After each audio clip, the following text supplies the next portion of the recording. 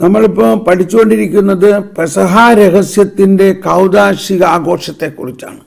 പെസഹ രഹസ്യത്തിൻ്റെ കൗദാശിക ആഘോഷം 1157. കഴിഞ്ഞ ദിവസം നമ്മൾ 1156 പഠിച്ചത് ഗാനാലാപവും സംഗീതത്തിൻ്റെയും പ്രാധാന്യത്തെക്കുറിച്ചാണ്. അതിൻ്റെ തുടർച്ചയാണ് ഇപ്പോഴും നമ്മൾ പഠിക്കുന്നത്. കഴിഞ്ഞ ദിവസം പഠിച്ച പാരഗ്രാഫ് ഒന്നുകൂടി വായിച്ചിട്ട് മുന്നോട്ട് പോവുകയാണ്. സാർവത്രിക സഭയുടെ സംഗീത പാരമ്പര്യം വിലമതിക്കപ്പെടാനാവാത്ത ഒരു നിക്ഷേപമാണ്. മറ്റേതൊരു കലയെക്കാളും ശ്രേഷ്ഠമാണത്. ഈ ശ്രേഷ്ഠതയ്ക്കുള്ള കാരണം അത് വിശുദ്ധ സംഗീതത്തിൻ്റെയും വിശുദ്ധ വാക്കുകളുടെയും ഒരു സമ്മിശ്രമെന്ന നിലയിൽ ആഘോഷപൂർവമായ ആരാധനയ്ക്ക് അത്യാവശ്യമായ അഥവാ അവിഭാജ്യമായ ഒരു ഭാഗമായി തീരുന്നു എന്നതാണ്. നിവേശിതങ്ങളായ സങ്കീർത്തനങ്ങളുടെ രചനയും മിക്കപ്പോഴും സംഗീതോപകരണങ്ങളോട് കൂടെയുള്ള ആലാപനവും പഴയ ഉടമ്പടിയുടെ ആരാധനാഘോഷങ്ങളോട് ദൃഢമായി ബന്ധപ്പെട്ടിരിക്കുന്നു. സഭ ഈ പാരമ്പര്യത്തെ തുടരുകയും വികസിപ്പിക്കുകയും ചെയ്യുന്നു. സങ്കീർത്തനങ്ങളാലും ഗാനങ്ങളാലും ആത്മീയ ഗീതങ്ങളാലും പൂർണ്ണ ഹൃദയത്തോടെ കർത്താവിന് മധുരഗീതങ്ങൾ പാടിക്കൊണ്ട് പരസ്പരം സംഭാഷണം നടത്തുവിൻ. പാടുന്നവൻ 2 പ്രാവശ്യം പ്രാർത്ഥിക്കുന്നു. അപ്പോൾ നമ്മളതിൽ നിന്ന് മനസ്സിലാക്കി ആരാധനാക്രമത്തിലുള്ള ഗാനങ്ങൾ, ആരാധനാക്രമത്തിലുള്ള സംഗീത ആലാപനം വളരെ പ്രധാനപ്പെട്ടതാണ്. അതിന് സഭ നിശ്ചയിച്ചിട്ടുള്ള ആ തക്സയിലും അല്ലെങ്കിൽ സഭയുടെ കുർബാന പുസ്തകത്തിലുള്ള ഗാനങ്ങൾ പാടേണ്ടടുത്ത് അത് തന്നെ പാടണം. ചില സ്ഥലത്ത് നമ്മളുടെ സ്വാതന്ത്ര്യമനുസരിച്ച് പാടാനുള്ള സാഹചര്യങ്ങളുണ്ട്. അവിടെ നമുക്കങ്ങനെ പാടാം. ഉദാഹരണത്തിന് എൻട്രൻസ് പാടാം, അല്ലെങ്കിൽ കുർബാന കഴിഞ്ഞിട്ട് പോകുന്ന സമയത്തുള്ള റിസഷനിൽ പാടാം, അല്ലെങ്കിൽ ഒരുപക്ഷെ കുർബാന സ്വീകരണ സമയത്ത് അതും ഭയങ്കര കുർബാനക്രമത്തിൽ അതിനും തക്സയിൽ തന്നെയുള്ള ഗാനങ്ങളുണ്ട്. അപ്പോൾ തക്സയിൽ കുർബാന പുസ്തകത്തിൽ ഉള്ള ഗാനങ്ങൾ ഉള്ളപ്പോൾ അതേ പാടാവൂ. അത് സാർവത്രിക സഭയുടെ സംഗീത പാരമ്പര്യമാണ്. അതുപോലെ തന്നെ അതിൻ്റെ ട്യൂണുകൾ, ആ ട്യൂൺ സഭ നൽകിയിരിക്കുന്ന ട്യൂൺ തന്നെ പാടണം. ഉദാഹരണത്തിന് ഇപ്പം വാങ്കുവിളി കേട്ടിട്ടുണ്ട് നമ്മൾ. വാങ്കുവിളി, ആ വാങ്കുവിളിയുടെ ട്യൂണിൽ നമ്മൾ പാടാണെങ്കിൽ എന്തായിരിക്കും അവസ്ഥ? അല്ലെങ്കിൽ ഒരു ഗുരുവായൂർ അമ്പലത്തിലെ ഒരു ക്ഷേത്ര ഗാനത്തിൻ്റെ ട്യൂണിൽ നമ്മൾ പാടാണെങ്കിൽ എന്തായിരിക്കും അവസ്ഥ? അപ്പോൾ അത് പാടാൻ പാടില്ല. അതുകൊണ്ടാണ് സഭയ്ക്ക് ഒരു സംഗീത ആലാപന പാരമ്പര്യമുണ്ട്. ആ പാരമ്പര്യത്തിലായിരിക്കണം നമ്മൾ നിലനിൽക്കേണ്ടത്. നമ്മൾ ഇന്ത്യനൈസേഷൻ, ഭാരതവൽക്കരണം എന്നെല്ലാം പറഞ്ഞുകൊണ്ട് അതിനെ വേറെ തരത്തിലാക്കി കളയരുത്. എനിവേ, അപ്പം ഇനി 1157 പറയുന്നത് പ്രധാനപ്പെട്ട 3 കാര്യങ്ങളാണ്. 1157 3 സുപ്രധാന മാനദണ്ഡങ്ങൾ അനുസരിച്ച്, കേട്ടോ. അതാണ് ഇത് പഠിക്കുമ്പോൾ നിങ്ങൾ ശ്രദ്ധിച്ച് പഠിക്കണം എന്ന് പറയുന്നത്. ചുമ്മാ വായിച്ച് പോയാൽ മനസ്സിലാവില്ല, കണ്ടോ. ഞാനിവിടെ ആദ്യം തന്നെ അതിനെ ഒരു ബോക്സ് ഉണ്ടാക്കിയിരിക്കുന്നു, 3. പിന്നെ വേറൊരു ബോക്സ് സുപ്രധാന, പിന്നെ വേറൊരു ബോക്സ് മാനദണ്ഡങ്ങൾ. ഇതെവിടെ എഴുതിയിരിക്കുന്നതാണ്? ഇത് സാക്രസാൻഡം കൺസീലിയം 112 ഖണ്ഡികയിൽ എഴുതിയിരിക്കുന്നതാണത്. കത്തോലിക്ക സഭയുടെ ഏറ്റവും ആധികാരികമായ ഡോഗ്മാറ്റിക് കോൺസ്റ്റിറ്റ്യൂഷനാണ് ഈ സാക്രസാൻഡം കൺസീലിയം എന്ന 2ാം വത്തിക്കാൻ സൂനഹദോസിലെ പ്രമാണരേഖ അല്ലെങ്കിൽ കോൺസ്റ്റിറ്റ്യൂഷൻ. അതിൽ പറഞ്ഞിരിക്കുന്നതാണ് 112:3 പറഞ്ഞിരിക്കുന്നത്, 3 സുപ്രധാന മാനദണ്ഡങ്ങൾ അനുസരിച്ച് ആരാധനാ കർമ്മത്തോട് കൂടുതൽ ബന്ധപ്പെട്ടിരിക്കുമ്പോൾ, ആണ് ആരാധനാ കർമ്മം, നമ്മൾ നടത്തുന്ന ആ ആരാധനയോട് നമുക്ക് കൂടുതൽ ബന്ധപ്പെടാൻ ഈ സംഗീതാലാപനത്തിന് 3 സുപ്രധാന മാനദണ്ഡങ്ങളുണ്ട്. 3. ഗാനവും സംഗീതവും അടയാളങ്ങളെന്ന നിലയിലുള്ള അവയുടെ ധർമ്മം കൂടുതൽ ശ്രദ്ധേയമായ വിധത്തിൽ നിറവേറ്റുന്നു. ഗാനവും സംഗീതവും അടയാളങ്ങളെന്ന നിലയിലുള്ള അവയുടെ ധർമ്മം കൂടുതൽ ശ്രദ്ധേയമായ വിധത്തിൽ നിറവേറ്റുന്നു. ഇനി എന്താണ് ആ 3 കാര്യങ്ങൾ? പ്രാർത്ഥനയെ പ്രകടമാക്കുന്ന സൗന്ദര്യം. കണ്ടോ, ഗാനത്തിന് സൗന്ദര്യമുണ്ടോ? അതാണ് ശരിക്കും ചിലവർ പാടുമ്പോൾ നമുക്കത് ശരിക്കും തോന്നും. അത് ഗാനത്തിന് ഒരു സൗന്ദര്യമുണ്ട്. ഞാൻ അതുകൊണ്ടാണ് പാടാത്തത്. പാടാനറിയാത്ത ഞാൻ താളമില്ലാണ്ട് പാടിയാൽ എന്തായിരിക്കും അവസ്ഥ? എല്ലാവരും പറയും, ബ്രദർ ഇപ്പോൾ പാടണ്ട കേട്ടോ, അവർ പാടട്ടെ. എന്നാലും ഞാൻ ഇടയ്ക്കിടയ്ക്കൊക്കെ അതിക്രമം കാണിച്ച് പാടുന്നുണ്ട്. അപ്പം ആ സൗന്ദര്യമുണ്ട് പാട്ടിന്. പ്രാർത്ഥനയെ പ്രകടമാക്കുന്ന സൗന്ദര്യം, പ്രാർത്ഥനയെ പ്രകടമാക്കുന്ന സൗന്ദര്യം. അപ്പോൾ ചില ആ ആരാധനയിലുള്ള ആ സംഗീതം ആലാപനത്തിലുണ്ടാകേണ്ട ഒരു പ്രധാന കാര്യം പ്രാർത്ഥനയെ പ്രകടമാക്കുന്ന സൗന്ദര്യം. നമ്പർ 1. അത് പാടുമ്പോൾ നമ്മൾക്ക് അങ്ങോട്ട് പ്രാർത്ഥിക്കാൻ തോന്നുകയാണ്. എനിക്ക് പാടാൻ അറിയാൻ പാടില്ലെങ്കിലും ഞാനൊന്ന് ഒരു സാമ്പിൾ കാണിക്കുകയാണ്. എൻ്റെ മനസ്സിൽ ഇപ്പോൾ വരുന്നൊരു ഉദാഹരണം. പ്രാർത്ഥനയെ പ്രകടമാക്കുന്ന സൗന്ദര്യം. നിന്നിൽ ഞാനുമേ എന്നിൽ നീ ഇങ്ങനെ യേശു എന്നിൽ നീ ഇങ്ങനെ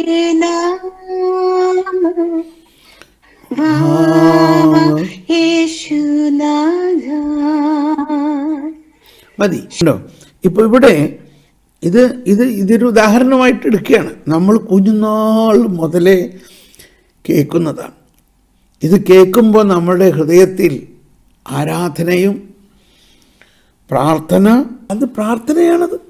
അതിശക്തമായ ആരാധന അടങ്ങുന്ന ഒരു പ്രാർത്ഥനയാവുന്നു.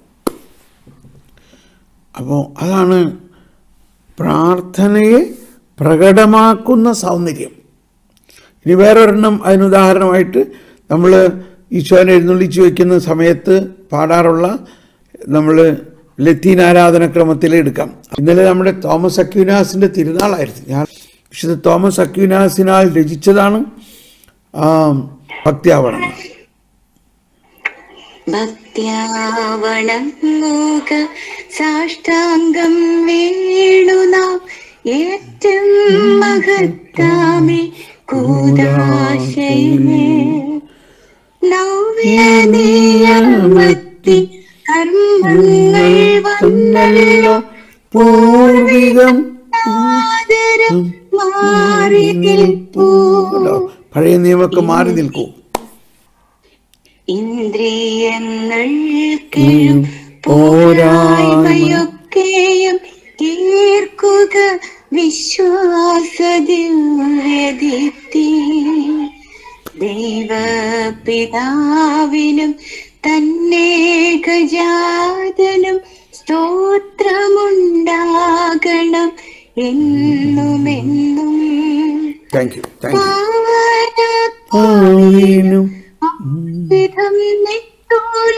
സ്തോത്രമുണ്ടാകണം നിത്യകാലം. സ്വസ്തിയും കീർത്തിയും ശക്തിയുമാർന്നെന്നും വാഴുക ത്രിത്വൈക ദൈവമാമേ. Thank you. അപ്പം ഇതാണ് പ്രാർത്ഥനയെ പ്രകടമാക്കുന്ന സൗന്ദര്യം. അപ്പം അങ്ങനെ പാടാൻ വരമുള്ളവരുണ്ട് നമ്മളുടെ എല്ലാ ഇടവകളിലും. അവർ ഗായക സംഘം സിസ്റ്റേഴ്സായിട്ടും നമ്മുടെ വീടുകളിൽ നല്ല പാട്ടിന് കഴിവുള്ളവർ, കർത്താവ് തന്നിരിക്കുന്ന വരമാണ്, അവരെ കൊണ്ട് തന്നെ പാടിപ്പിക്കണം. പിന്നെ നിശ്ചിത സമയങ്ങളിൽ സമൂഹത്തിൻ്റെ ഒന്നിച്ചുള്ള പങ്കുചേരൽ, അതാണ് ഈ ഗാനാലാപത്തിൽ ഉദാഹരണത്തിന് നമ്മൾ ശുശ്രൂഷയിൽ ചില സമയത്ത് സമൂഹം ഒന്നിച്ച് പാടുന്നു.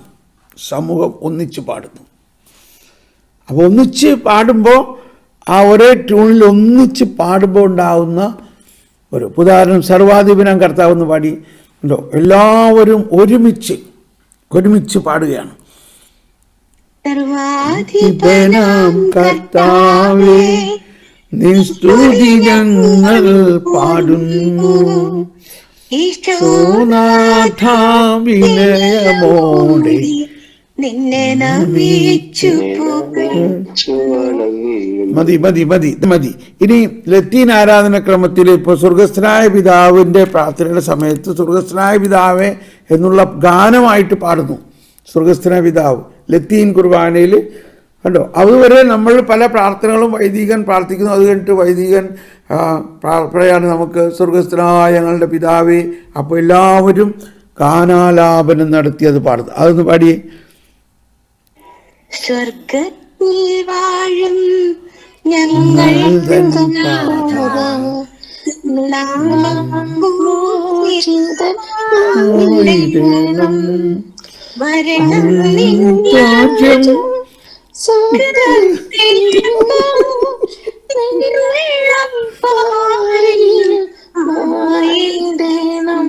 മതി ഉദാഹരണത്തിനെടുത്താണ് ഇതെല്ലാം.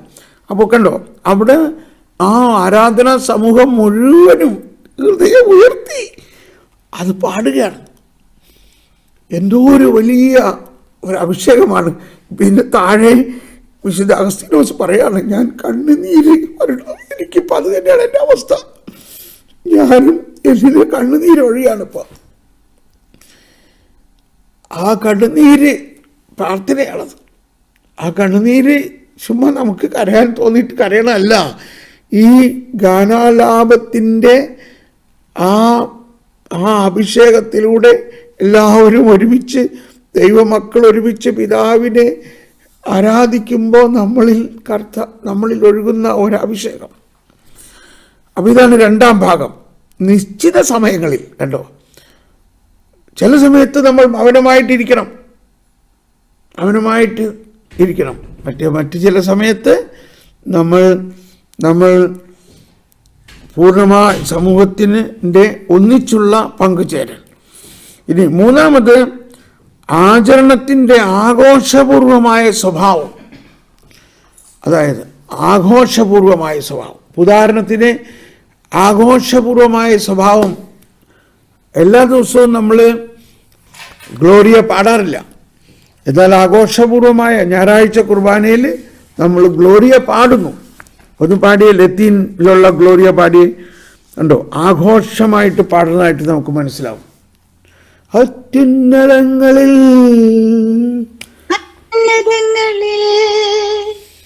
ദൈവത്തിനു മഹത്വം,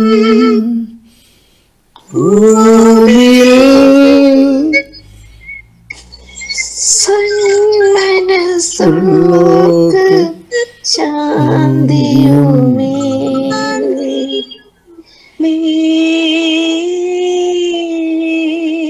താങ്ക് യു. മതി.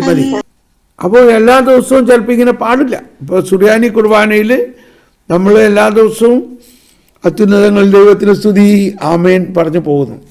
അതേസമയത്ത് ആഘോഷം വരുമ്പോൾ എന്ത് പറയുന്നു, അതൊന്ന് പാടിയ ജൈനെ. സുറിയാനി കുർബാനയിൽ ഗ്ലോറിയ പാടുന്നത് അത്യുന്നതമാ ലോകത്തിൽ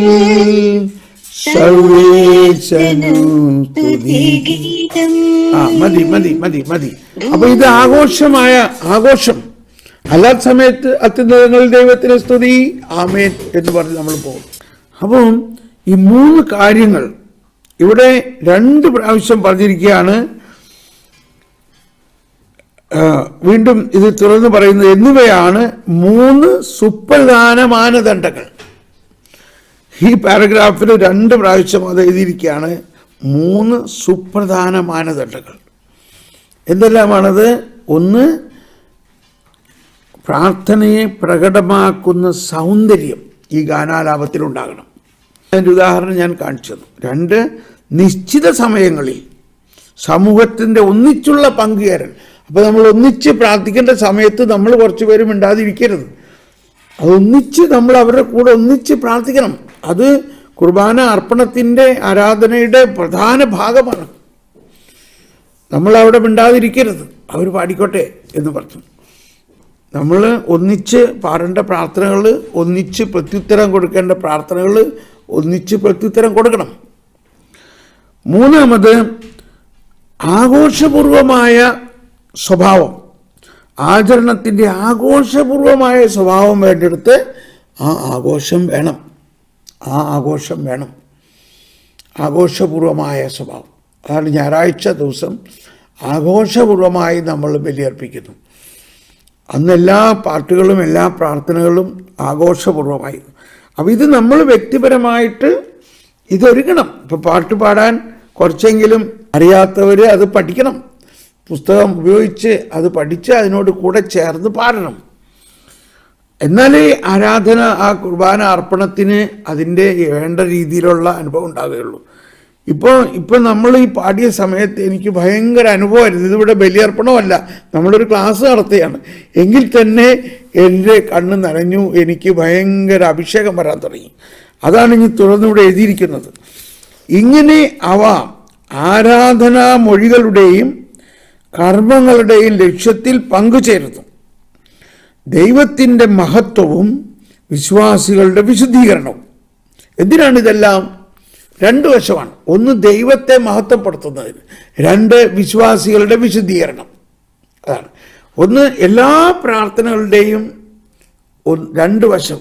1, ദൈവത്തെ മഹത്വപ്പെടുത്തുക. 2, ദൈവത്തെ മഹത്വപ്പെടുത്തുമ്പോൾ തന്നെ നമ്മിലേക്ക് ആ ദൈവത്തിൻ്റെ മഹത്വത്തിൻ്റെ പ്രസരണം നമ്മിലേക്ക് ഒഴുകി നമ്മുടെ ജീവിതത്തെ ദൈവീകരിക്കുന്നു, വിശുദ്ധീകരിക്കുന്നു, അനുഗ്രഹിക്കുന്നു, കൃപ കൊണ്ട് നിറയ്ക്കുന്നു. ഇനി വീണ്ടും വിശുദ്ധ അഗസ്തീനോസിൻ്റെ ഒരു പ്രഖ്യാപനമാണ് ഇവിടെ എഴുതിയിരിക്കുന്നത്. അങ്ങയുടെ സഭയിലൂടെ പ്രതിധ്വനിച്ച അങ്ങയുടെ ആത്മീയ ഗീതങ്ങളാലും ഗാനങ്ങളാലും സ്വരങ്ങളാലും, കണ്ടോ, അങ്ങയുടെ സഭയിലൂടെ പ്രതിധ്വനിച്ച അങ്ങയുടെ ആത്മീയ ഗീതങ്ങളാലും ഗാനങ്ങളാലും സ്വരങ്ങളാലും അഗാധമായി ചലിക്കപ്പെട്ട് ഞാൻ എത്ര കരഞ്ഞു. ഇത് ഇപ്പം തന്നെ സംഭവിച്ച കാര്യമാണ്. ഇപ്പം തന്നെ നമ്മൾ ആ സ്വർഗസ്ഥനായ പിതാവേ എന്നുള്ള പാട്ട് ഗാനം ആലപിച്ചപ്പോൾ എനിക്കങ്ങ് ഭയങ്കരമായിട്ട് അഭിഷേകം വന്നിട്ട് ഞാനങ്ങ് കരഞ്ഞു പോയി ശരിക്കും. അപ്പോൾ എന്തായിരിക്കും ഈ വിശുദ്ധ അഗസ്തീനോസ് എല്ലാം ബലി അർപ്പിക്കുന്ന സമയത്ത്, ബലി അർപ്പണ സമയത്ത്, പ്രത്യേകിച്ച് രാസകുർബാന സമയത്ത് നിന്നുടെ വൈദികരണിയും നീതി, അതൊന്ന് പാടി നമ്മളെ. നിന്നുടെ വൈദികരണിയും നീതി നിൻ വിശുദ്ധർ മഹിമാവും പാവനമാം ബലിപീഠേ വന്നെത്തി വൈദികൻ സ്വർഗത്തേക്കു കരങ്ങളുയർത്തിയവൻ റൂഹായേ പ്രാർത്ഥനയോടെ ക്ഷണിപ്പു സ്വർഗത്തിൽ നിന്നുമിതാ റൂഹാ വന്നു വസിച്ചു മിശിഹാതൻ തിരുഗാത്രം പാവനമാക്കുകയാണി യാഗത്തിൽ തൻ ശോണിതവും. ഇത് അർപ്പിക്കുന്ന സമയത്ത് വാവിട്ട് കരഞ്ഞു പോയിട്ടുണ്ട് ഞാനും സമൂഹം മുഴുവനും. കാരണം ആ സംഭവം അവിടെ നടക്കുകയാണ്. പരിശുദ്ധാത്മാവ് ഈ കർത്താവിൻ്റെ ശരീരത്തെ എന്ന് പറയുന്നത് സഭയാണ്, നമ്മളാകുന്ന. അതുകൊണ്ടാണ് ആ വിരിചുംബനം നടത്തുന്നത് അൾത്താരയിൽ വെച്ചിട്ടല്ല ഈ ഗാനം ആലപിക്കുന്നത്. ഈ വിരിചുംബനം നടക്കുന്നത് ആരാധനാ സമൂഹത്തിൻ്റെ മധ്യത്തിലാണ്. അപ്പോൾ ആരാധനാ സമൂഹത്തിലേക്ക് പരിശുദ്ധാത്മാവ് വന്നിട്ട് നമ്മളങ്ങ് വലിയ അഭിഷേകം കൊണ്ട് നിറയുകയാണ് ചെയ്യണത്. അപ്പം അതുകൊണ്ടാണ് ഇവിടെ വിശുദ്ധ അഗസ്തീനോസ് പറയണത് അങ്ങയുടെ സഭയിലൂടെ, അങ്ങയുടെ സഭ. അപ്പം ഈ നമ്മളവിടെ കുർബാന അർപ്പിക്കണമെങ്കിലും അത് കർത്താവിൻ്റെ സഭയാണത് അർപ്പിക്കണത്. സഭയുടെ, അങ്ങയുടെ സഭയിലൂടെ പ്രതിധ്വനിച്ച അങ്ങയുടെ ആത്മീയ ഗീതങ്ങളാലും ഗാനങ്ങളാലും സ്വരങ്ങളാലും. 3 കാര്യം വീണ്ടും അവിടെ. 1 ഗാനങ്ങൾ, 2 സ്വരങ്ങൾ, 3 അഗാധമായി ചലിപ്പിക്കപ്പെട്ട് ഞാൻ എത്ര കരഞ്ഞു. ഇത് എനിക്ക് ഓരോ കുർബാനയിലും സംഭവിക്കുന്നതാണ്. എനിക്കറിയാം, നിങ്ങളിൽ പലരും എന്നോട് പറഞ്ഞിട്ടുണ്ട് സാക്ഷ്യമായിട്ട്, ബ്രദറെ ഈ ക്ലാസ്സുകളെല്ലാം കേട്ട് കഴിഞ്ഞതോടെ ഓരോ ബലിയർപ്പണവും ഒരു വലിയ കണ്ണുനീര് നിറഞ്ഞുകൊണ്ടുള്ളൊരു അനുഭവമാണെന്ന്. അത് ഇവിടെ വിശുദ്ധ അഗസ്തീനോസ് സാക്ഷ്യപ്പെടുത്തിയിരിക്കുകയാണ്. എന്തൊരു വികാരമാണ്. അതാണ് നമ്മൾ ഈ ആരാധനയിൽ വികാരമുണ്ടാകണം. വികാരമുണ്ടാകണം. എന്തൊരു വികാരമാണ് ഞാൻ അവയിൽ അനുഭവിച്ചറിഞ്ഞത്. കണ്ടോ, എന്തൊരു വികാരമാണ് ഞാൻ അവയിൽ അനുഭവിച്ചറിഞ്ഞത്. എൻ്റെ ഹൃദയത്തിലെ സത്യത്തെ വേർതിരിച്ചെടുത്തുകൊണ്ട് ആ ശബ്ദങ്ങൾ എൻ്റെ കണ്ണുകളിലേക്ക് ഒഴുകി. അതാണ് എൻ്റെ ഹൃദയത്തിലെ സത്യം. അപ്പോൾ ഈ ഗാനം ആലപിക്കുന്ന സമയത്ത് അത് നമ്മുടെ മനസ്സിലും ബുദ്ധിയിലും കടന്നു ചെന്ന് അവിടെ ഒരു വേർതിരിപ്പ് നടത്തുകയാണ്. അവിടെ നമ്മുടെ ബുദ്ധിക്ക് അതീതമായ രീതിയിൽ, ഉദാഹരണത്തിന് ഒരു വരി എൻ്റെ മനസ്സിലേക്ക് വരികയാണിപ്പോൾ, സ്വർഗത്തിൽ നിന്ന് ഇറങ്ങി വന്ന ജീവനുള്ള അപ്പം ഞാനാകുന്നു. ആ ഭാവം ഒന്ന് പാടി നമ്മളെ ജെയിൻ. ഞാൻ സ്വർഗത്തിൽ നിന്നിറങ്ങിയ ജീവനുള്ള അപ്പമാകുന്നു, രക്ഷകനീശോതൻ ശിഷ്യരെ അറിയിച്ച ദിവ്യരഹസ്യമിതാ, സ്വർഗത്തിൽ നിന്നാഗതമാ ജീവൻ നൽകിടുമപ്പം ഞാൻ, സ്നേഹമോടെന്നെ കൈക്കൊള്ളോ നിത്യം ജീവിക്കും അവൻ സ്വർഗം നിശ്ചയമാണ്. അപ്പോൾ ഇവിടെ ഈ ഗാനം നമ്മൾ പാടുമ്പോൾ നമുക്ക് ഉടനെ മനസ്സിലാവും ഇത് ഈശോ തന്നെ പറഞ്ഞിരിക്കുന്ന വചനമാണെന്നും അത് സത്യമാണെന്നും അതിൻ്റെ അകത്ത് എന്തോ ഒരു വലിയ ആഴമായ രഹസ്യമാണ് അതിൽ നിന്നുള്ളതെല്ലാം നമുക്കവിടെ മനസ്സിലാവും. അതാണ് അഗാധം വേർതിരിച്ച് ആ ശബ്ദങ്ങൾ എൻ്റെ കർണങ്ങളിലേക്ക് ഒഴുകി. ഭക്തിയുടെ ഒരു വികാരം എന്നിൽ ഉണർന്നു. കണ്ണുനീർ തുള്ളികൾ ഒഴുകി വീണു. എനിക്ക് നന്മ ചെയ്ത കണ്ണുനീർ തുള്ളികൾ. വിശുദ്ധ അഗസ്തീനോസ്. ഇനി ഇതിൻ്റെ മാർജിനൽ പാരഗ്രാഫ് 2502, 2502 വിശുദ്ധ കല. ഇതിൻ്റെ സവിശേഷ വിളിക്ക് അനുസൃതമായ രൂപത്തുള്ളതായിരിക്കുമ്പോൾ സത്യപൂർണവും സുന്ദരവുമാണ്. ഇപ്പം ഈ ജെയിനെല്ലാം ഈ വിശുദ്ധ കലയിൽ കുഞ്ഞുനാൾ മുതൽ അവൾ പള്ളിയിൽ പാടുന്നതാണ്. ഒന്ന് ആലോചിച്ച് നോക്കിയേ. അങ്ങനെ അവരുടെ ജീവിതം മുഴുവനും ഈ വിശുദ്ധ കല, അതിൻ്റെ സവിശേഷ വിളിക്ക്, അതാണ് അവൻ്റെ സവിശേഷ വിളിക്ക് അനുസൃതമായ രൂപത്തിലുള്ള ആയിരിക്കുമ്പോൾ സത്യപൂർണവും സുന്ദരവുമാണ്. ദൈവത്തിൻ്റെ സർവാതിശായിയായ രഹസ്യത്തെ, കണ്ടോ ഈ വാക്കൊക്കെയാണ്, ദൈവത്തിൻ്റെ സർവാതിശായിയായ രഹസ്യത്തെ, അതായത് അവിടുത്തെ മഹത്വത്തിൻ്റെ തേജസ്സും സത്തയുടെ മുദ്രയും. എബ്രായർ 1:3 ദൈവത്തിൻ്റെ വചനം. ദൈവത്വത്തിൻ്റെ സമഗ്രപൂർണതയുടെ ശാരീരിക വാസസ്ഥാനമായിരിക്കുന്നവനും.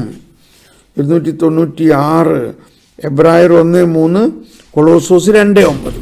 ദൈവത്വത്തിൻ്റെ സമഗ്രപൂർണതയുടെ ശാരീരിക വാസസ്ഥാനമായിരിക്കുന്നവനും. എന്നാലോചിച്ച് നോക്കിയേ, ആയ ക്രിസ്തുവിൽ ദൃശ്യമായി തീർന്ന സത്യത്തിൻ്റെയും സ്നേഹത്തിൻ്റെയും വീണ്ടും സർവാതിശായിയായ അദൃശ്യ സൗന്ദര്യത്തെ വിശ്വാസത്തിലും ആരാധനയിലും ആവിഷ്കരിക്കുകയും മഹത്വപ്പെടുത്തുകയും ചെയ്യുകയാണ് വിശുദ്ധ കലയുടെ സവിശേഷ വിളി. ഈ ആധ്യാത്മിക സൗന്ദര്യം ഏറ്റവും പരിശുദ്ധയായ കന്യകാമാതാവിലും മാലാഖമാരിലും വിശുദ്ധരിലും പ്രതിബിംബിക്കുന്നു. കണ്ടോ, നിർവാജ്യമായ കല മനുഷ്യനെ ആരാധനയിലേക്കും പ്രാർത്ഥനയിലേക്കും സൃഷ്ടാവും രക്ഷകനും പരിശുദ്ധനും പവിത്രീകരിക്കുന്നവനുമായ ദൈവത്തോടുള്ള സ്നേഹത്തിലേക്കും നയിക്കുന്നു. എന്തിനാണ് ഇവിടെ പരിശുദ്ധ മാതാവിനെ പറയുന്നത്? പരിശുദ്ധ അമ്മയുടെ സ്തോത്രഗീതം സഭയുടെ എല്ലാ ദിവസവും എല്ലാ സമർപ്പിതരെ പാടുന്നതാണ്. നമ്മളെ മറിയത്തിൻ്റെ സ്തോത്രഗീതത്തിൻ്റെ 2 വരി ഒന്ന് പാടിയ. അപ്പോൾ മാതാവ് തന്നെ ഈ സ്തോത്രഗീതം ആലപിക്കുകയും സങ്കീർത്തനങ്ങൾ ആലപിക്കുകയും ചെയ്തുകൊണ്ടാണ്, ആലാപനത്തിലൂടെയാണ് പ്രാർത്ഥിച്ചിരുന്നതെല്ലാം. എന്റെ ആത്മാവ് കർത്താവിനെ മഹത്വപ്പെടുത്തുന്നു, എന്റെ ചിത്തം എന്റെ രക്ഷകനായ ദൈവത്തിൽ ആനന്ദിക്കുന്നു. ഓക്കെ, മതി. കണ്ടോ, ഇപ്പോൾ നമ്മളിവിടെ അവസാനിപ്പിക്കാൻ പോവുകയാണ്. അപ്പം ഈ 2502 നിങ്ങൾ വീണ്ടും വായിക്കണം. ഞാനിപ്പോൾ അതിനെക്കുറിച്ച് വിശദമാക്കുന്നില്ല. അത് വളരെ ഗഹനമായ ഒരു പാരഗ്രാഫാണത്. എന്നാൽ അതിൻ്റെ സാരാംശം ഇതാണ്: ഈ വിശുദ്ധ കല, ദൈവം നമുക്ക് തന്നിരിക്കുന്ന ക്രിയേറ്റിവിറ്റി, സർഗാത്മകത, കലാപരമായ കഴിവുകൾ ദൈവിക കാര്യങ്ങൾക്ക് വേണ്ടി ഉപയോഗിക്കുമ്പോൾ അത് വിശുദ്ധ കലയാവുന്നു. അപ്പോൾ അതിൽ മാതാവും മാലാഖമാരും വിശുദ്ധരുമെല്ലാം അത് ഉപയോഗിച്ചിട്ടാണ് ദൈവാരാധന നടത്തിയിരുന്നത്.